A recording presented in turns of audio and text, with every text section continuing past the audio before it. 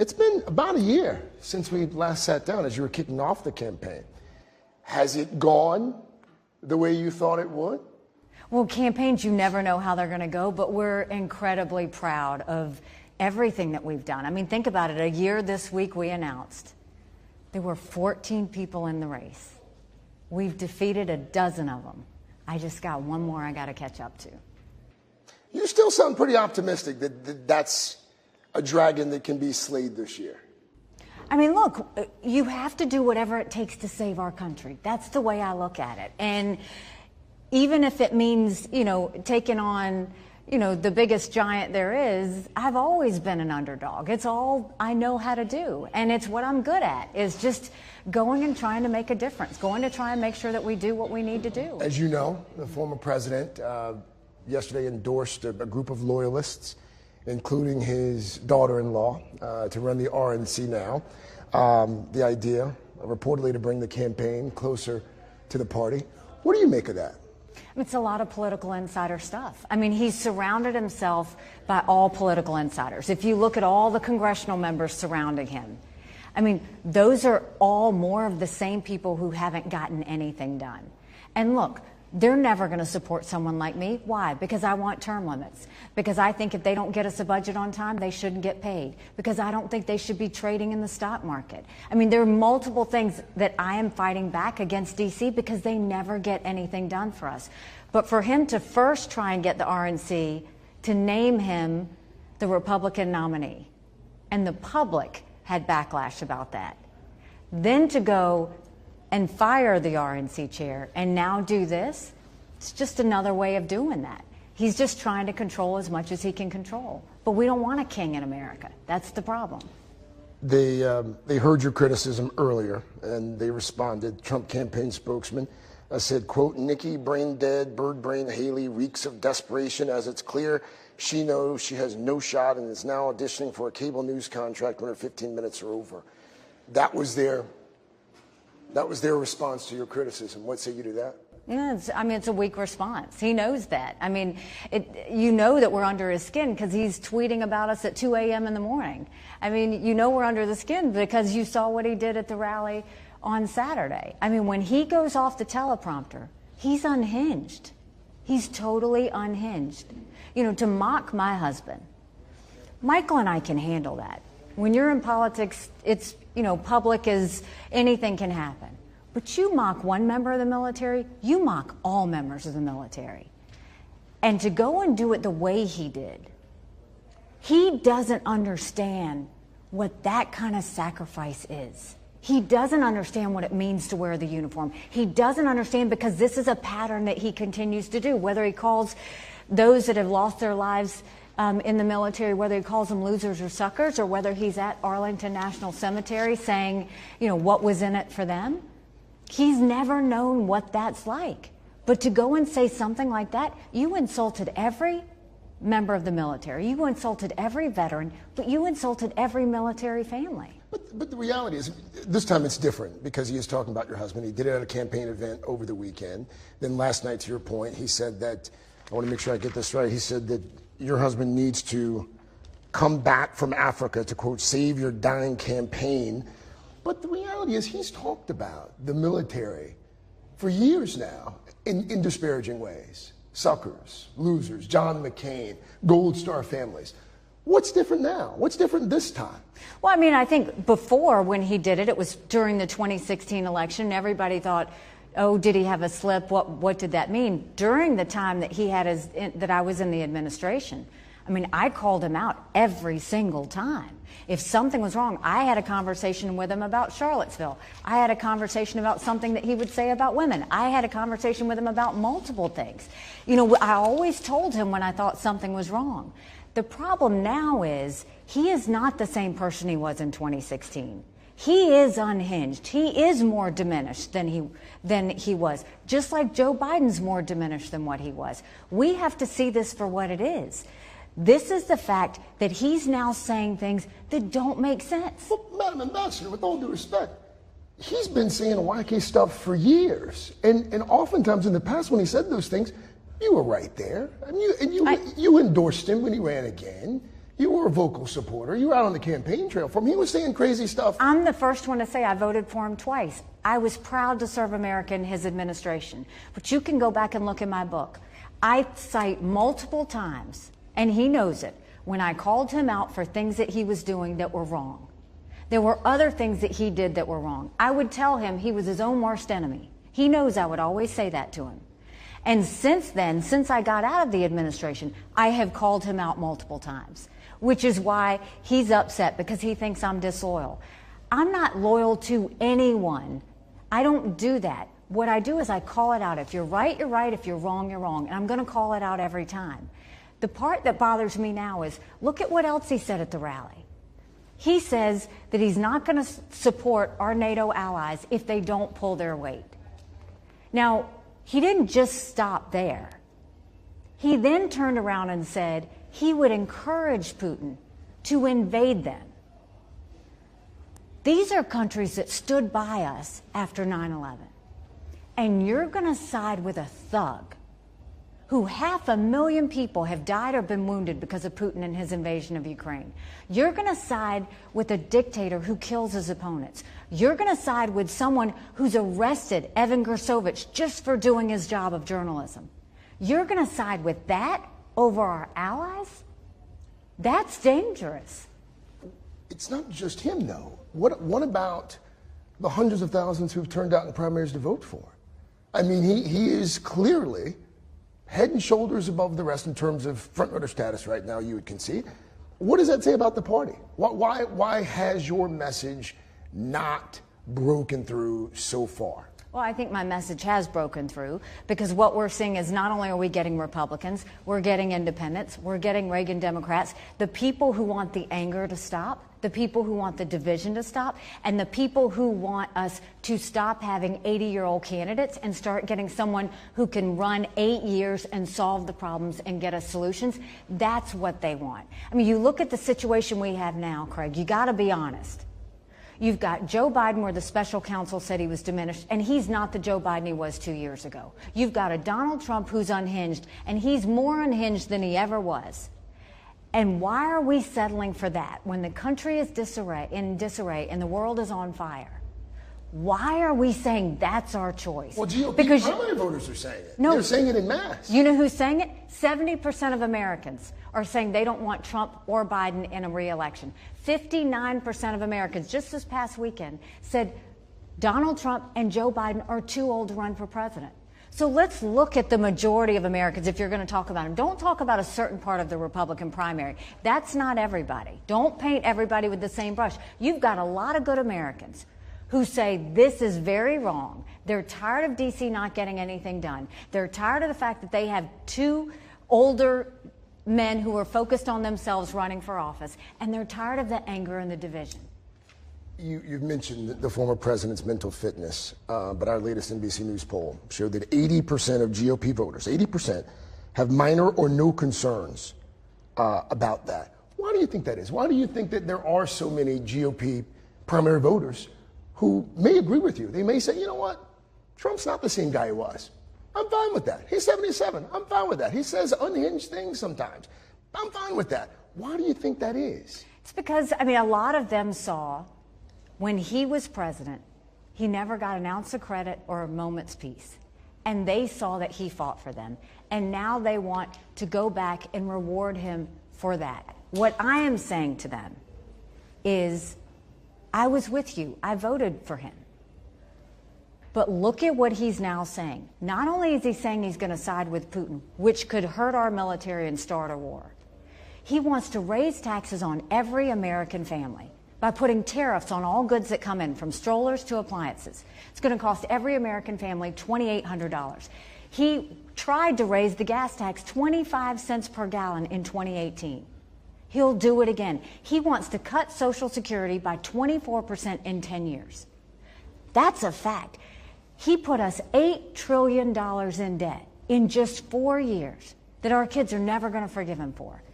We need to start looking at the facts. What's he really saying he's going to do? And now he takes $50 million of his campaign contributions and puts it towards personal court cases for his legal fees? Look at last week. He lost the case on immunity. He's now going to be Citizen Trump. And he says he's going to spend more time in a courtroom than he will be on the campaign trail. Problem number one. Republicans lost the bill on the border. They lost the bill on Israel. The RNC chair lost her job. His fingers were in all of that. Everything he touches is chaos. That's just a fact now. A lot of what you're saying may be true, but it sure does seem as if Republican primary voters know all of that, and they've made peace with it. You're saying that because 2 states have voted. Like we still. But you've seen the polls. You've seen the polls right now. Here in our state, where you were elected governor twice, a recent poll has you down by more than 30 points. 30 points. You've said you've got to do at least 43%. I think that's what you did in New Hampshire. You've said that 43% is the magic number. That's what you want to garner. If you don't do that in South Carolina, your home state, Craig, what does that mean? Y'all said I was 30 points down in New Hampshire, and I got 43%. This is about closing. We moved 25 points in the last 3 weeks of the election in New Hampshire. We are moving in South Carolina. We're going to close the gap. I'm fighting for every single vote. That's why we're doing this bus tour. I'm in every small town and every big city, going and showing people that they deserve better. Americans are tired of working for government. They now want government to serve the people. And they see all the chaos that's around us, and they don't like it. You've got hundreds of people out there. We've had hundreds of people, whether it's the low country or whether it's the upstate, because they want something different. And when 70% of Americans say they don't want Trump or Biden, why are you talking about a poll or 2 states? Because that 70% is not showing up to vote in GOP primaries. We haven't finished the states yet. So you're gonna ride this thing out. You're gonna stay through Super Tuesday. We're gonna be competitive. No matter what. We're gonna be competitive in South Carolina. Then we're headed to Michigan. Then we're headed to Super Tuesday. This is about the fact that we need to allow states to vote. We don't pick kings. We don't do coronations. We have a democracy where people vote. We don't decide because he got 1.5% of Iowa's population. We don't decide just because, think about the fact, he didn't get 43% of the vote in New Hampshire. Now we're in South Carolina. Let South Carolinians choose. Ambassador, would you concede that at some point, though, yes, you've got to remain competitive. You've got to show some growth.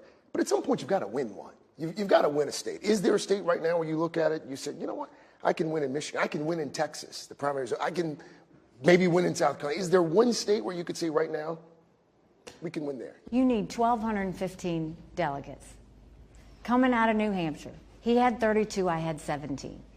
We've got multiple states. After South Carolina, within 10 days, we're going to have hit 20 states. Let it happen. Some have suggested. You know, if I got out of the campaign now, do you know it'd be the longest general election in history? And one where 70% don't want it to be Trump and Biden? Why would I do that? Why would I do that when you've got so many Americans that are saying, stop, we don't want these 2 old men running. We want someone who's going to go and fight for us and work for us with no drama, no vendettas. It's not all about, that person, because it continues to be about their egos. That I'm doing this because I don't want my kids to live like this. I don't want your kids to live like this. You did just say something, though, that triggered a thought, and I read something recently. Someone has suggested that part of your strategy could be, potentially, you bank delegates, and if you go to the convention, and he has been convicted of a crime, or something else has happened, maybe it's health-related, you could then stand up and say, you know what? I've got the second most delegates of any of the candidates. I'm your woman. Is that a thought that's crossed your mind? The thought that crosses my mind is every single state. I never think too far ahead. I never thought past Iowa. I never thought past New Hampshire. I'm now thinking about South Carolina.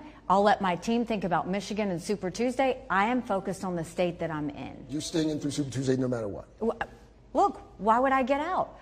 As long as we keep it competitive. Some have suggested you might be hurting the potential GOP nominee the longer you stay in. I mean, how ridiculous is it that you're literally saying that I'm hurting him by staying in? Diverting resources. No, resources. From a man who spent $50 million of his own campaign contributions on his personal court cases, where the RNC is broke. I'm the one hurting in resources? I don't think so. I think I'm the one that if the Republican Party wants to be saved, I'm the one that saves the Republican Party. You know why? Because look at every general election poll. Look at any of them. Trump loses by 5, by 7. On a good day, he's even. Margin of error. I defeat Biden by up to 17 points. Marquette poll. But President Biden's not in the primary.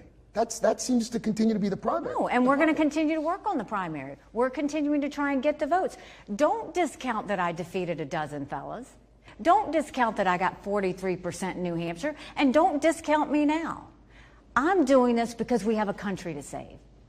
I'm not doing this for my political career. I'm not doing this for any sort of gig. I'm doing this because our country deserves better. And I'm not going to stop fighting until I know I've done everything I can to save her. You said something yesterday that caught my attention because I'd never heard you say it before. After the most recent attack on your husband and other military families, you said, quote, he's no longer qualified to be president. How do you square that with raising your hand on that debate stage, saying you would support him even if he were a convicted criminal? How do you support someone if they're no longer qualified?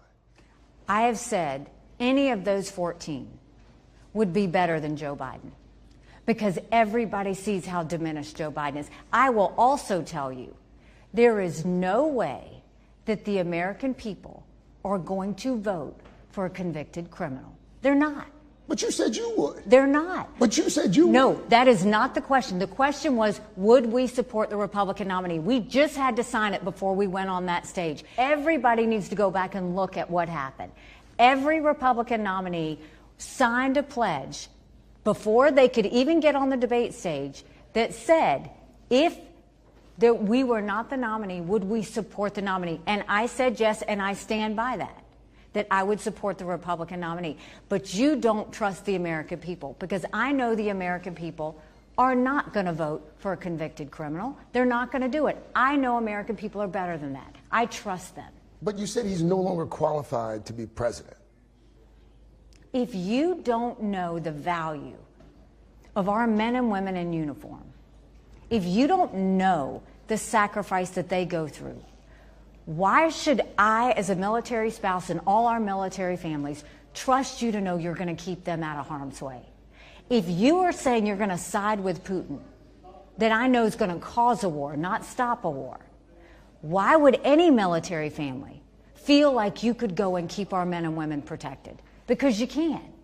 This is about the security, national security of Americans. It's about the safety of our men and women in the military. And it's about having their backs. And you need a commander-in-chief that's going to have their backs. And I don't know what that rant was that he had. And it's not even personal about me or Michael. It's about how do you look at the military? And then at 2 o'clock in the morning, you're going to go say, he should come home and save his wife? Okay, so you don't realize when you take a tour, there's no just coming home. I mean, the reality is he's never been anywhere near a military uniform. He's never had to sleep on the ground. He's never known how to sacrifice. And the most harm he's ever possibly had is getting hit by a golf ball when he's sitting in a golf cart. That's the truth. But all of that was true 4 years ago. All of that was true when he is not the same person today any more than Joe Biden was the same person 4 years ago. That's a fact, Craig. These guys you can't have someone in their 80s and you tell me they're as spry as they were years ago. Donald Trump just sat there and went on a rant 3-4 times saying that I was in charge of security at the Capitol. Over and over again he said it. He was confused. He's gotten countries confused. Biden is confused. Why are we going to go and settle for this? America can do better. We know that. I do want to just put a fine point on this. Again, to be clear, you didn't misspeak yesterday when you said that he's no longer qualified to be president. You stand by that. If you are going to hit our military, you are not qualified to be president. Period. Because anybody that will mock our military, anybody that will go and put them in harm's way by saying you're going to side with Russia, you are not protecting our men and women in the military. So you would not still support him at this point based on what he has said about the military in recent days? I am telling, why don't you ask him the question? Why isn't anybody asking him to respond and defend himself? Because he's not. Y'all look at me for something. Why aren't you asking him? Why aren't you asking him if he is qualified to be president after mocking the military? Well, to be fair, I think the former president might say, doesn't seem to matter a whole lot. They're still showing up to vote for me. They're still showing up at my rallies. I don't know. If you don't ask him, you're never going to know. What does your future look like in the GOP if you're not the nominee? It's not anything I worry about. When you do something for the right reasons, the last thing you're worried about is your political career.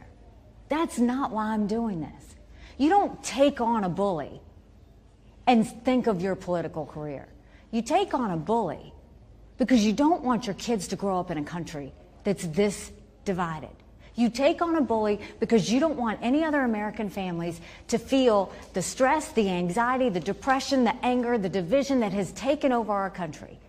You don't take on a bully unless you saw the fall of Afghanistan. You saw what happened with inflation. You see that our kids are only 31% of 8th graders are proficient in reading. That's why you go and take on a bully, is because you know that I am not going to sleep at night knowing I didn't do everything I possibly could to save this country. You've talked a lot in the past about service, public service. You've lived it. You've also, in the past, sort of used that to explain why you stuck around in the previous administration. Hypothetically, if your former boss is the nominee again, would you serve in another Trump administration? I don't want anything. I don't want vice president. I don't want anything. Under no circumstances. I don't want anything. You're missing the point. I have said this till I'm blue in the face. I am running against him, not for him.